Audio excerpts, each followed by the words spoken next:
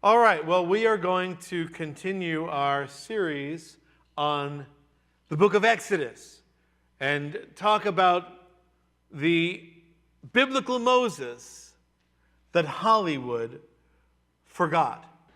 What we saw last week in our chapter 1 was basically, let me summarize, a new king arose over Egypt, a king from a different dynasty who did not remember Joseph. He didn't know Joseph. He didn't remember the economical, political contributions of Joseph to the land of Egypt. All he saw are these Hebrews that are multiplying. Behold, he said to his people, the people of the sons of Israel. Really should read the nation of the sons of Israel are more and mightier than we, i.e., I perceive we have a nation within our nation, and that makes me very nervous. And so he enslaves them, and the 18th dynasty dawns. Sometime during the 16th century BC, they're enslaved. And the Egyptians compelled the sons of Israel to labor rigorously, and they made their lives bitter with hard labor in mortar and in bricks, building cities, in other words, and in all kinds of labor in the field, plus all agricultural responsibilities. All their labors, not some of their labors, but not most of their labors, not a few of their labors, but all their labors, which they rigorously imposed on them. And of course, now we have the story of the midwives, and it's not working out so well because the idea for the Pharaoh was that he was going to compel them to be slaves. And in so doing, compelling them to work rigorously, the assumption was they wouldn't have time after working all the day in the fields or building cities, this hard, rigorous labor, they wouldn't have any time to procreate. Not so. Their procreation increases. And so Pharaoh says, plan B. The enslavement of the people didn't work. Let's kill the firstborn of all the male children. The understanding is if you kill the males, then all the females, let the females live. He is a magnanimous Pharaoh after all. If you let the females live, they will grow up to intermarry with foreigners and Egyptians and whatever, and that will, within a generation or two, that will wipe out the Hebrew people and remove any threat, internal threat to the Egyptians. And so he tells the leading midwives to kill those firstborn male, and the midwives say, we can't do it, no can do. Pua and Shifra come back to Pharaoh and say, you know, those Hebrew women, they are lickety-split. They are fast. By the time they call us and we arrive to midwife the birth, the baby's already born. We couldn't actually accomplish your goal of killing all the baby boys. God blessed them for that, which we talked about last week. And then Pharaoh commanded all his people, plan C, saying, every son who's born, cast in the Nile. So if we can't do it the sneaky way, through the midwives and claiming a bunch of stillbirths, then we're going to drown the baby boys. And I'm going to obviously need to enlist a larger group than just a few midwives in this plan. And he got the entire population of Egypt involved. When you see a Hebrew baby boy born, take the baby boy and drown him in the Nile. That's where we left off last week. Let's pick up now in chapter 2, verse 1. Now, a man from the house of Levi went and married a daughter of Levi. It's at this critical point in the Israelites' history. And the year is now 1526. Moses is born. His entrance into the narrative is made at I think is the least auspicious moment possible for any newborn Hebrew son. But the text reveals that the Lord's historical orchestration of these events are going to powerfully illuminate this, the darkest hour in Jewish history to that date. The parents of Moses are introduced here in verse 1. Their names are not yet given. We learn later, Amram, the father, Yocheved, the mother. Their names will be revealed later, chapter 6, in the narrative. But their names, obviously, not that important right now. The children, their children's names, that's what's important. But Yocheved, interestingly enough, trivia, Amram's aunt. Say, well, that's against the law.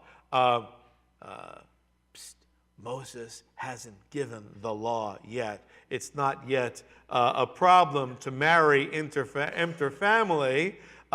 And so at the time of Moses' birth, right here in verse 2, they already had 2 children, Miriam and Aaron. And Moses is the baby. The woman conceived and bore a son. And when she saw that he was, this says beautiful, and I don't like that translation either because, frankly, every mother thinks her child is beautiful. That's not the issue. The word here is tov, which is a simple word meaning good. But good, I believe, in a very special sense, in a unique sense, in the sense of this child is good for the moment. A child of historic destiny. And she sees this child is special, in other words. And so she hides the baby, this little boy, for 3 months. The baby's circumcised. The baby at the circumcision would have been given a name. The name was obviously not Moses. That's what's going to be his stepmother, or his adoptive mother, is going to name him Moses. What was the name of Moses that his parents named him during the time that they hid him after he was born? Don't know. Unimportant. But this child doesn't begin life floating down the Nile in a basket. He began life in a Jewish home, the home of Jewish slaves, with a mother and a father, and a brother and a sister, who loved him so much that they risked everything to hide him and keep him from Pharaoh's decree. But when she could hide him no longer, she made a plan. Watch the plan of Yocheved. She gets a wicker basket. She covers it over with tar and pitch. And she put the child into it and set it among the reeds by the bank of the Nile. She is creating what's in Hebrew is called a teva, an ark. And just as Noah did, and remember that Moses wrote both the account of Noah and the account of his birth in Genesis and then in Exodus, and he uses very similar language. And just as Noah did to save humanity, so Yocheved does. And she builds this ark, a vessel to preserve life. And just as with Noah and building his ark, we are signaled that a new era in human history is about to begin, so too the building of this is not just a vessel of convenience to move the story from the Jewish neighborhood to an Egyptian neighborhood to convey the baby down through the Nile and get the story moving. This is a theological point that Moses is making. This ark constructed of bulrushes that grew along the Nile and used pitch and tar, right? And if you think about what the narrative is saying, Pharaoh commanded that the baby boys be thrown into the Nile. She's taking her baby son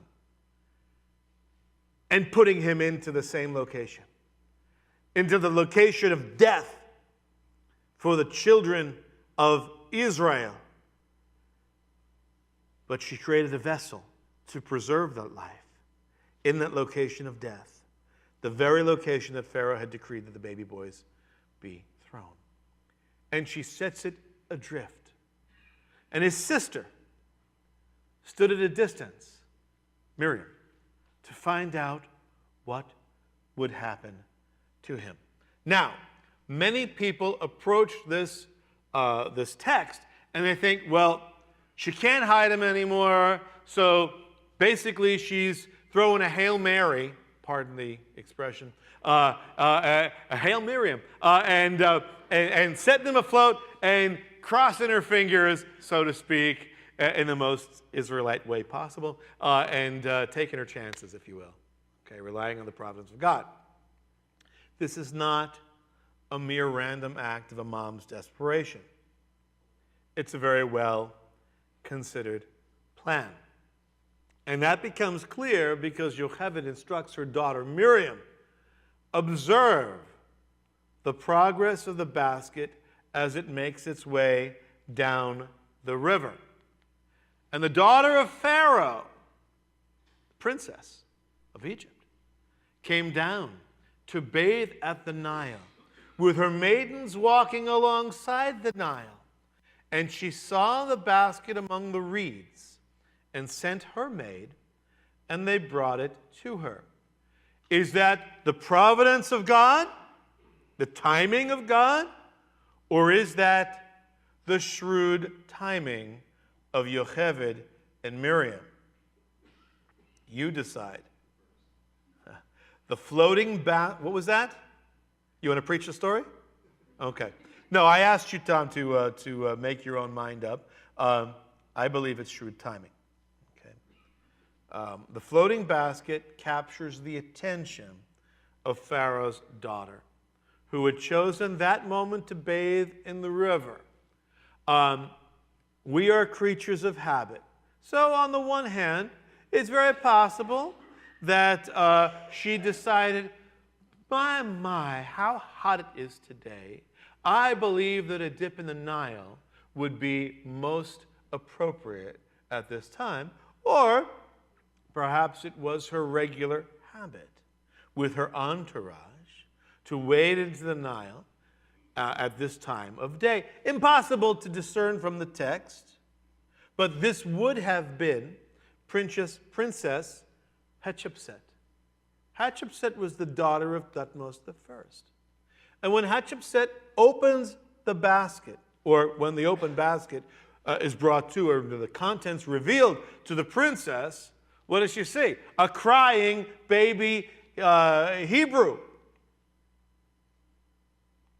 But she is moved to compassion. This is Hatshepsut, and she's the one, daughter of Thutmose, who will adopt Moses. Now, if the Egyptian chronology that I've laid out in my commentary and in the longer introduction to this sermon series, the audio introduction, if that chronology is correct, which is possibly not correct, there's so much we don't know about Egyptian chronology, but based upon what we do know, this scenario seems to make most sense based upon the chronology that we have. So Hatshepsut, this is her father, Thutmose, Moses' adopted grandfather. And he reigns from the time of Moses' birth, from the year of Moses' birth, and you have this queen, finding Moses. But she is moved to compassion. This sympathy is going to lead the princess to spare the child from the royal decree, the decree of her old man, the Pharaoh, Thutmose I, from his decree of genocide. But she's got a dilemma. She has a dilemma. What's the dilemma? No Egyptian woman, even if able, is going to nurse a Hebrew baby boy. How is that dilemma to be solved? Let's find out. When she opened it, she saw the child. Behold, the boy was crying. And she had compassion, pity on him, and said, this is one of the Hebrews' children. It is no surprise to her, and as you'll see, it's going to be no surprise to Moses that he is a Hebrew. This is one of those areas where the Hollywood film presentations generally, I would say almost always, diverge from the biblical text. There's always somewhere midway through the picture, more or less, or in the first division of Act 1 and Act 2, where Moses has the big surprise laid on the surprise, you're not just an Egyptian, you actually are a secret Hebrew. And he has a crisis of identity, and we take it from there. We see this in the Ten Commandments, we see this in the Prince of Egypt, we see this in Exodus, Gods and Kings, we see so many of the presentations. But it's no secret to the princess or to Moses. But here comes Miriam to solve the princess's dilemma. His sister said to Pharaoh's daughter, she comes out of hiding, or wherever she's observing, she comes forward. And this Hebrew girl, this slave girl, approaches the princess of Egypt and recognizes the dilemma and says, I have a solution for you. Shall I go and call a nurse, that's a wet nurse, for you from the Hebrew women, that she may nurse the child for you? I happen to have the perfect person for you. What a solution I have. And Pharaoh's daughter said to her, go ahead. And the girl went and called Yocheved, the child's mother. So she introduces Miriam, the child, the young girl, now brokers the introduction between the slave woman, Yocheved, who has violated Pharaoh, the king of Egypt's decree by hiding this baby, and the princess, the daughter of this king of genocide, now meet. So I find it rather difficult to believe, to accept, that the princess would have been so credulous to believe that either the young Hebrew teen or the nursing-capable woman that she just meets, Yocheved, were unaffiliated with the baby. She must have realized that this woman, who for 3 months has already been nursing this baby, this woman prepared to nurse this girl, Miriam, introducing her that this is Moses' mother and sister. Right?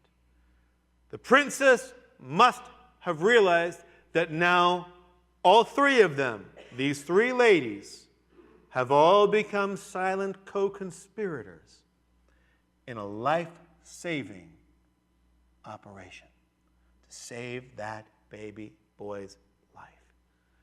Now, interestingly, to this point, and we're only here in verse 8, verse 9, we have 5 women who have purposely defied the edict of Pharaoh thus far. We'll get back to verse 9 in a moment. We have 5 women who have defied Pharaoh's genocidal edict. The 2 midwives, Shiphrah and Puah, Yocheved, Moses' mother, Miriam, his sister, and the princess, the adoptive mother. 5 women who said no to genocide. Well, Pharaoh's daughter said to her, "Take this child away and nurse him for me, and I will give you your wages. I'll pay you for it." The woman took the child and nursed him. So, irony of ironies. Not only is Yocheved employed to nurse and care for her own son, her own child, but that child who has a decree of death hanging around his neck, over his head, is now under the personal protection of the princess of Egypt. And then Yocheved is also now going to, as a slave, is going to be paid wages for nursing her own son. It's an extraordinary turn of events. In the ancient world, it was customary to nurse for at least the first 3 years of life. And it was not unusual to extend the nursing period until the age of 4, even to 5. Imagine that. But whether it's 3 years or 4 years or 5 years, these are unquestionably Moses' formative childhood years. And he is experiencing those formative childhood years living with his family under Yocheved's custody. And for those 3 or 4 or 5 years, it would have unquestionably instilled a strong sense of Hebrew identity in this boy. Who will Moses believe himself to be? A Hebrew, of course. A privileged one. A unique one indeed, but a privileged one. There is a series of laws. Some of you, we've all heard of, the Code of Hammurabi. We learn about that in school. There's an older code. It's an Akkadian code, the laws of Eshunah. It's older than Moses. At its youngest, it's contemporary with Moses. And it reveals to us practices like nursing.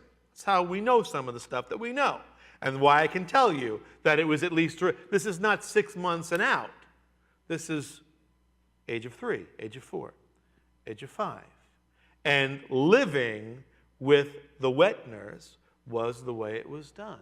In fact, if we look at the Targum translation of Exodus, the wet nurse term is actually translated as tutor. Right? So the wet nurse has the responsibility to raise the child while she's feeding the child. So Yocheved is tutoring Moses in his earliest, most formative years. I find that very important. Well, but sometime after the age of 3 or 4 or 5, Moses is adopted formally by the princess and accepted into the royal household of Pharaoh, his adopted uncle, Thutmose I. Child grew, and Yocheved brought him to Pharaoh's daughter, the princess, and he became her son. Official adoption. There he would have received an excellent royal education. No, the Hebrew scripture here doesn't comment on Moses' education. It is remarked upon by both Josephus and Philo. And we'll see those passages in a moment. And they record Moses' instruction in the subjects of arithmetic and geometry and music and literature and astronomy and writing and philosophy and much, much more. Well, we get to the naming of the boy. She names him Moses and said, "I'm naming him Moshe, because I drew him out of the water." Now, it's a Hebrew word, Moshe. The Hebrew wordplay, rather, on the Hebrew term, meaning to draw out. Right? But the question I have is, why would an Egyptian princess grant her adopted son a Hebrew name? That would be kind of difficult. But Moses, that term, actually simply means to be born. And this is an Egyptian. And this is a very common compound form. So you have pharaohs like Tutmos-es or Ahmos-es. The possibility exists that, like the name that we don't know that his parents gave us, that's never given to us, but like these other Egyptian compound names, Moses' given name as an adopted prince was a longer compound, perhaps a name related to an Egyptian deity. I can only speculate. I don't know. But whatever form Moses' original name took, the only one that's recorded is the one that he leaves us, and that's plain old simple Moses, Moshe. Now, Moses is grown, and Moses records nothing about his life until he hits the age of 40. All the stuff he leaves out, which is total grist for Hollywood's mill. That's why you have these tremendous openings. If you look at, like, for example, Gods and Kings, the first, hour or so is this Prince of Egypt, and the cartoon Prince of Egypt. The first 40 minutes or 45 minutes has to do with him being raised as a prince. If you look at the Ten Commandments, it's the first 90 minutes at least that deal with his upbringing as a young prince. But we don't know. During the time that spanned his adoption by the princess and the events that are recorded in verse 11, what we basically have, a little Egyptian background, is Hatshepsut, Moses' adopted mother, actually assumes the throne as queen. In the co-regency, she's a co-ruler with her young nephew, who also is her stepson. Again, interfamilial stuff, marriage, very popular in the ancient Egyptian world. And Thutmose III and her are going to rule together. Stepson/nephew and her are going to rule together. And Moses would have been, about 22 years old or so at his mother's ascension to power. But reading between the lines of this passage, at some point, Moses rejects the easy life. He knows he's a Hebrew, and he has an epiphany of identity. Once and for all, he refuses to be called an Egyptian prince, and he renounces all political and royal aspirations and chooses to identify with the oppression of his people. Let's see how Moses could have gotten to that point. Look at the education he receives. He's educated in all the learning of the Egyptians, not just some of the learning of the Egyptians, not most of the Egyptians, but all of the learning of the Egyptians. A man of power in words and deeds. This is Stephen's description of him in Acts 7 when he's talking about Moses, New Testament. And again, when we talk about how other people describe Moses, it doesn't always jibe with how Moses himself describes himself. Moses is always very self-deprecating. I am slow of speech and slow of tongue. My speech is impeded, blah, blah, blah. But nonetheless, he's recognized here in Jewish history as a man of power in word and deeds. But when he approached the age of 40, here's that crisis of conscience, that epiphany of identity. It entered his mind to visit his brethren, the sons of Israel. And when he it's no indication, unlike the films, unlike Hollywood's presentation, no indication that he discovers he's a Hebrew. He's known it from the beginning. But which camp does he belong in? Is he an Egyptian or is he Hebrew? And he decides to jump in as an Israelite with both feet. When he saw one of them being treated unjustly, he defended him, took vengeance on the oppressed by striking down the Egyptian, which is where we're going today.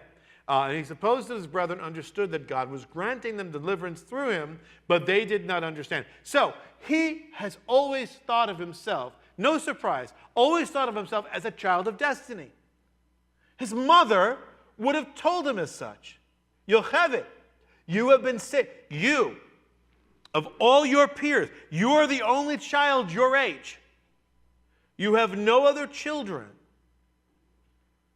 your own age, no other baby boys your own age. You were the only one. You were saved by God, rescued by the Prince. You are put in a tremendous position and would have instilled the promises that God gave to Abraham, Isaac, and Jacob, to the Hebrew people, into young Moses.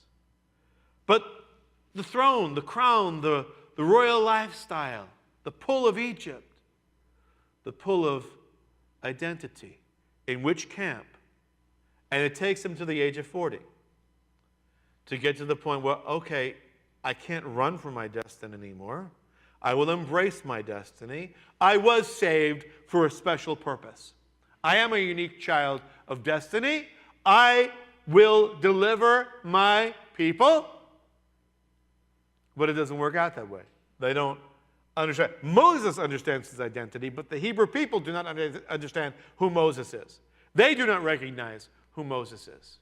Hebrews tells us by faith, Moses, when he was grown up, refused to be called the son of Pharaoh's daughter. That indicates to me that he somehow formally renounces his identity, renounces his royal position, choosing rather to endure ill treatment with the people of God, rather than to enjoy the passing pleasures of sin in the Egyptian court. Considering the approach of Christ, greater riches than the treasures of Egypt, he is looking for the reward. So, now we get to this very quick clip, which those of you watching at home won't be able to see for copyright position, but those of you who are privileged to be here will be able to see it. But we'll talk about it afterwards. You won't miss anything by not seeing it at home.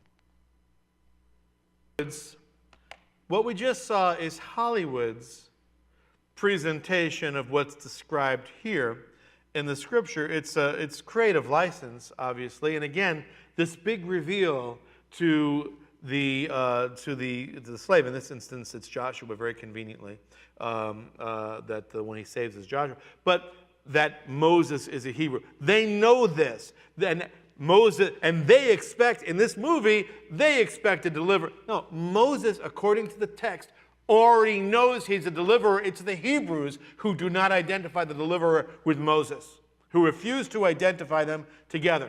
And Moses, seeing this, one of his brethren being beaten by a Hebrew, came about in those days. Moses was grown up, 40 years of age. He went out to his brethren and looked on their hard labors. And he saw an Egyptian beating a Hebrew, one of his brethren. He looked this way and that. When there was no one around, he saw no one around, he struck down the Egyptian and hid him in the sand. Moses had been very careful to see that there was no one.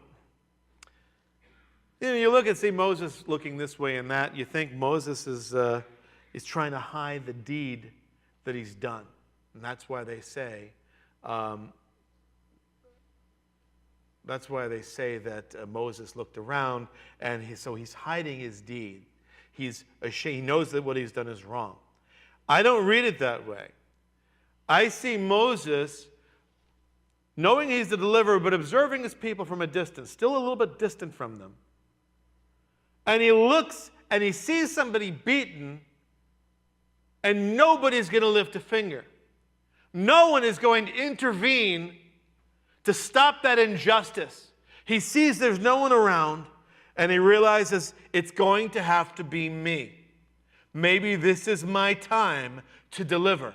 And so he acts, and he acts by striking down the Egyptian. He kills him. He hides them in the sand. He went out the next day. Behold, two Hebrews fighting with one another. He says to the offender, "Why are you striking your companion?" And he says, "Who made you a judge or a prince over us?" Are you intending to kill me as you killed the Egyptian? And Moses was afraid and says, surely the matter has been known. So the day following the murder, Moses tries to reconcile two Hebrews. They're fighting. But the instigator of the fighting challenges Moses' authority, challenges his right to interfere. Asks Moses, who made you boss of us? Who made you a prince and a judge? But in fact, if you've been paying attention to the text, we know that it is the God of Israel, of course, who has made Moses appointed to be ruler, to be prince and judge of Israel. But the Hebrews, the first time this deliverance was offered, they reject it. Moses attempts to help his own nation, but it was refused. That help was refused, and the deliverer was rejected. Moses realized that, well, this murder that he had done in secret was already common knowledge. And final verse, when Pharaoh heard of this matter, he tried to kill Moses. Moses fled from the presence of Pharaoh, settled in the land of Midian, and sat down by a well. We will talk about Moses in Midian next time. But I want to leave you with this thought. There is a pattern that we see throughout the Bible. We see it in Joseph. We see it with Moses. We see it through several others. And we most assuredly see it with Yeshua. God appoints a deliverer for the people of Israel. The deliverer comes forward and says, I am here to deliver you. I am here to save you. And the first time the offer is made by God's chosen deliverer, it is rejected. Like with Moses, the Jewish people could not, would not recognize the deliverer that God had appointed for them. Yeshua, the last in a long line of this pattern playing out.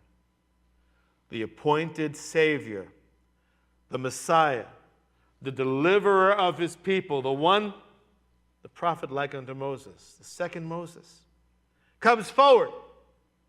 But just as Moses came forward to deliver his people and was rejected and not recognized by his people, who say, who do you think you are? Who appointed you prince and judge? So too the Jewish people said to Yeshua, who do you think you are? The Messiah? And they did not recognize him. But the second time, as with Joseph, as with Moses, so too will be with Jesus, with Yeshua.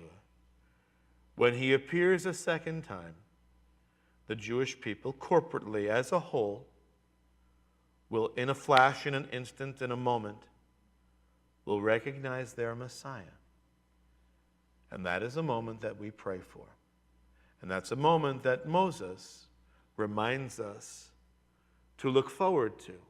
Just as eventually the Hebrews recognized Moses, so too will the Jewish people eventually all recognize Yeshua as their Messiah. What will happen to Moses in the land of Midian, fleeing from Pharaoh? I'm afraid I'll have to leave you in suspense. We'll pick it up next time.